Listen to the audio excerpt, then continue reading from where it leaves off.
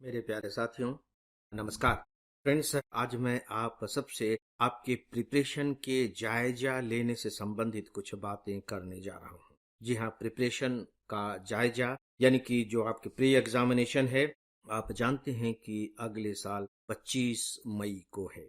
हो सकता है कि अभी जब आप सोचें कि 25 मई आने में कितना समय है, तो आपको उत्तर मिलेगा कि नहीं, अभी तो बहुत समय है। इसी साल का 1 महीना बाकी है ऑलमोस्ट, और इसके बाद फिर वहां भी मई में है और मई के भी बिल्कुल लास्ट में है। 5 महीने उधर भी है, तो बहुत सा समय अभी आपके हाथ में है। और यदि दिमाग में यह बात आती है तो स्वाभाविक तौर पर हमारे अंदर की जो ऊर्जा है वो सुस्ताने लगती है, वो ढीली पड़ जाती है, या यूं कह लीजिए कि जो दमकते हुए अंगारे होते हैं, दहकते हुए जो अंगारे होते हैं, वो धीरे धीरे मध्यम पड़ते पड़ते एक राख में तब्दील हो जाते हैं। भले ही वो राख गर्म ही क्यों न हो, लेकिन राख तो राख ही होती है। तो आइए इसी के बारे में थोड़ी सी बातें करते हैं। हालांकि आपको मेरी ये बातें बहुत ही सामान्य स्तर की लगेंगी, लेकिन ये बहुत ही गहरे मनोविज्ञान से जुड़ी हुई बातें हैं। और मुझे लगता है कि जब कोई भी स्टूडेंट, कोई भी युवा अगर अपने हाथ में बड़ी जिम्मेदारियां लेता है, तो उसे मनोविज्ञान के इस पहलू से बहुत अच्छे तरीके से परिचित होना ही चाहिए। और महत्वपूर्ण बात यह है कि इस मनोविज्ञान का संबंध पूरी तरह से आपके अपने ही मनोविज्ञान से है, सामान्य मनोविज्ञान से नहीं है। तो दोस्तों, आइए शुरुआत करते हैं उस बात से। आप याद करने की कोशिश कीजिए कि आपने आईएएस बनने का फैसला किया था, और जब फैसला किया था तब आपके मन में एक बेचैनी थी। अगर आपने बहुत पहले फैसला कर लिया होगा तो आपको बिल्कुल ये बेचैनी का एहसास होता होगा कि यार कब मेरा ग्रेजुएशन हो जाए। और जब ग्रेजुएशन हो गया, थोड़े से खुश हुए कि अरे चलो ग्रेजुएशन तो हो गया। फिर आपको लग रहा होगा कि कब 21 साल की उम्र पूरी हो, क्योंकि जो मिनिमम एज है वो 21 ईयर्स है, वो भी हो गया। अब आप तैयारी में लग गए होंगे। फिर बड़ी बेसब्री से आपको इंतजार होगा कि यार कब इसका एडवर्टीजमेंट आए और मैं फॉर्म भर दूं। याद करते चलिए, मैं जो बातें कह रहा हूं इसके साथ आप यात्रा कीजिए। एक मनोवैज्ञानिक यात्रा आपकी होनी चाहिए। हो सकता है कि इसमें थोड़े से लैप्सेस हो जाएं। जो बातें मैं आपको बता रहा हूं वो ज्यों की त्यों आपके साथ न घटी हों, लेकिन उनका चरित्र एक ही जैसा होगा जितनी भी घटनाएं घटी होंगी उनका। एडवर्टीजमेंट आ गया, आप बहुत जोश में थे, ऊर्जा से लबालब।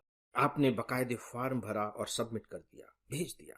और जैसे ही आपने फॉर्म भरा, आपने अपने अंदर एक अलग किस्म के रोमांच का अनुभव किया होगा। रोमांच किस बात का? रोमांच इस बात का कि मैंने फॉर्म भरकर अब अपने इतने बड़े लक्ष्य के प्रति कमिटमेंट कर दिया है, राइटिंग में कमिटमेंट कर दिया है। और आप फिर पढ़ने में जुट गए होंगे, और कुछ समय तक आप जुटे भी रहे होंगे। ऐसा नहीं है, आप जुटे रहे, जुटे रहे, जुटे रहे। कुछ समय के बाद फिर मन ढीला पड़ने लगा।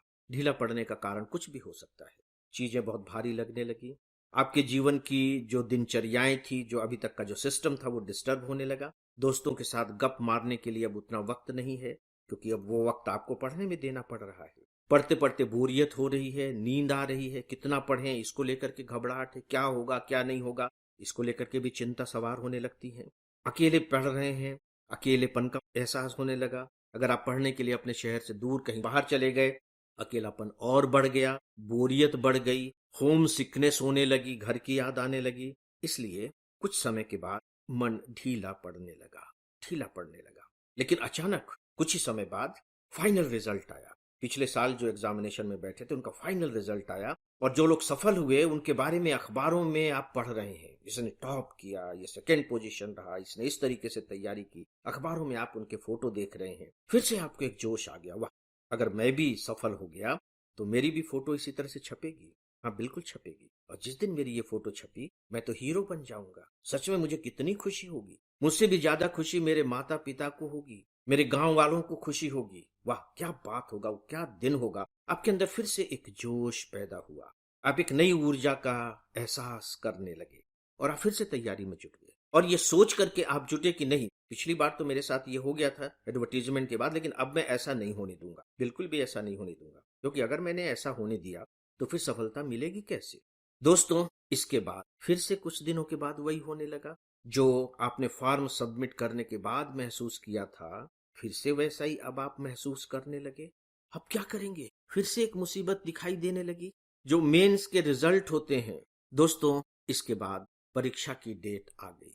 रिजल्ट निकलने के कुछ दिनों के बाद ही परीक्षा होने लगती है। एडवर्टीजमेंट के बाद फाइनल रिजल्ट, और फाइनल रिजल्ट के कुछ दिनों के बाद आपके एग्जाम होने लगते हैं। आपने बैठने का निर्णय लिया था, लेकिन अब आप थोड़े से डगमग कर रहे हैं कि बैठें कि न बैठें, क्योंकि पढ़ाई तो पूरी अच्छी तरीके से हुई नहीं। लेकिन चलिए, फिर भी आपको लगता है कि एक बार बैठ जाते हैं, इसका अनुभव मिलेगा, क्योंकि बहुत सारे अटेम्प्ट्स हैं। बैठ जाते हैं, अनुभव का फायदा उठाएंगे, और आप बैठ जाते हैं। पेपर आपका बहुत अच्छा नहीं बना, मन उदास हो जाता है, लेकिन इसी के साथ फिर से आप एक कमिटमेंट करते हैं। फिर से एक कमिटमेंट, नया कमिटमेंट में कि नहीं, अगले साल जो एग्जाम होगा उसमें तो मैं जम करके तैयारी करूंगा ही करूंगा, उसमें कोई ढिलाई नहीं दूंगा। अब मैं अपने आप को कभी माफ नहीं कर सकूंगा यदि मैंने ऐसा नहीं किया तो। प्री एग्जाम देने के बाद बकायदे आप फिर से जुट जाते हैं।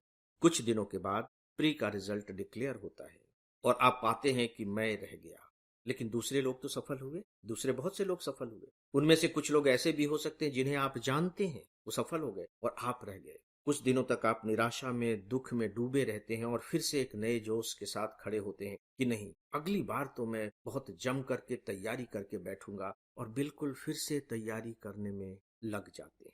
फाइनल का रिजल्ट डिक्लेयर होता है। जो प्री में सफल हुए थे वो एग्जाम में बैठते हैं, फिर उनका रिजल्ट आता है। उनका रिजल्ट भी चुपचाप आ जाता है। हो सकता है कि उसकी आपको हवा भी न लगे, लेकिन अगर आपके कुछ परिचित दोस्तों का सिलेक्शन हुआ है तो वो तो आपको बताएंगे कि भैया मेरा मेंस में भी हो गया। फिर आपके अंदर एक जोश आता है कि अगर उनका हो सकता है तो मेरा भी तो हो सकता है। बस जरूरत तैयारी करने की है, और फिर से कुछ समय के बाद तैयारी करने में लग जाते हैं। इसके बाद जिनका सिलेक्शन हुआ है उनके इंटरव्यू शुरू हो जाते हैं। इंटरव्यू के बारे में क्या क्या हो रहा है, क्या क्या पूछा जा रहा है, आप यूट्यूब पर देखते हैं, तो फिर भी आपके अंदर एक जोश आता है कि यार मैं भी किसी दिन इंटरव्यू में पहुंचूंगा, तो यूट्यूब चैनल पर मेरा भी इसी तरह से कोई इंटरव्यू लेगा और पूरा देश देखेगा उसको। वाह क्या दिन होगा वो, और फिर से आप जोश में लग जाते हैं। और दोस्तों, इसके बाद इनका इंटरव्यू पूरा हो जाता है और इनका फिर से रिजल्ट निकल जाता है, और रिजल्ट में फिर वही होता है कि अखबारों में नाम छपा है, ये है वो है, और इस तरह से एक पूरे के पूरे वर्ष का साइकिल पूरा हो जाता है, चक्र पूरा हो जाता है। अब सवाल ये है, अब आप अपना मूल्यांकन कीजिए। मूल्यांकन इस बात का करना है कि कमिटमेंट मैंने किया है, किसी दूसरे ने नहीं किया है। किसी ने आपकी गर्दन पकड़ करके आपसे कमिटमेंट नहीं कराया है कि बेटे कमिटमेंट कर, तू कि तैयारी करेगा तू आईएएस बनेगा। आपने कमिटमेंट किया है, अपने मन से कमिटमेंट किया है, तो फिर आप मैं उसे पूरा क्यों नहीं कर पा रहा हूं, यह आपको सोचना है। तो मैं उसे पूरा क्यों नहीं कर पा रहा हूं? अगर मैं खुद के द्वारा किए गए कमिटमेंट को पूरा नहीं कर पाता, तो दूसरे के लिए किए गए कमिटमेंट को मैं क्या पूरा कर पाऊंगा? इस पर आपको विचार करना चाहिए। आपको अपने अंदर झांकना चाहिए। आपको यह भी सोचना चाहिए कि मैंने तैयारी करने के लिए अपना टाइम टेबल बनाया था, तो मैं उस टाइम टेबल का पालन क्यों नहीं कर पा रहा हूं? कौन सी ताकतें हैं जो मुझे मेरे टाइम टेबल से विमुख कर रही हैं, उससे अलग कर रही हैं? दूसरों को दोष मत दीजिएगा कि वो आ जाता है, वो डिस्टर्ब करता है, मेहमान आ जाते हैं, फलाना हो जाता है। नहीं, वो आपके अंदर की अपनी कमजोरी है, क्योंकि आप पढ़ने से बचना चाहते हैं, तो टालने की एक आदत हो गई है। ज्यादातर लोगों को टालने की आदत होती है, आज नहीं कल, कल नहीं परसों, अरे हो जाएगा। और ये हमारे चरित्र में, हम सबके चरित्र में है। ये मत समझिएगा कि ये केवल आप में, हम सबके चरित्र में है। तो जो बनते हैं, क्या उनमें ये नहीं था? नहीं, उनमें भी ये था। तो उन्होंने क्या किया? उन्होंने अपनी इस कमजोरी को समझा, उस कमजोरी के साथ जूझे, जूझे उसके साथ, और अपनी इस कमजोरी को अपनी ताकत में बदल दिया। नहीं, मैं टालूंगा नहीं, क्योंकि मेरे जीवन का उद्देश्य आईएएस बनना है। तो सबसे पहले जो मैं काम करूंगा पूरे दिन भर में, वो ये होगा कि अपने टाइम टेबल का पालन करूं। बाकी जो दूसरे काम हैं वो बाद में होते रहेंगे, लेकिन यह काम मेरी प्रायोरिटी पर होगा। दोस्तों, आप अपना मूल्यांकन कीजिए, और मूल्यांकन करने के बाद अगर आपको लगता है कि मैंने आपकी समस्या की जड़ पर उंगली रख दी है, तो फिर मैंने उपाय भी बता दिया है, उस उपाय पर काम करना शुरू कर दीजिए। 25 मई 2025 अब बहुत दूर नहीं है। तो फ्रेंड्स, आज बस इतना ही, और इसी के साथ ही आज के इस डेली ऑडियो लेक्चर को समाप्त करने की आप सबसे इजाजत चाहता हूं। नमस्कार।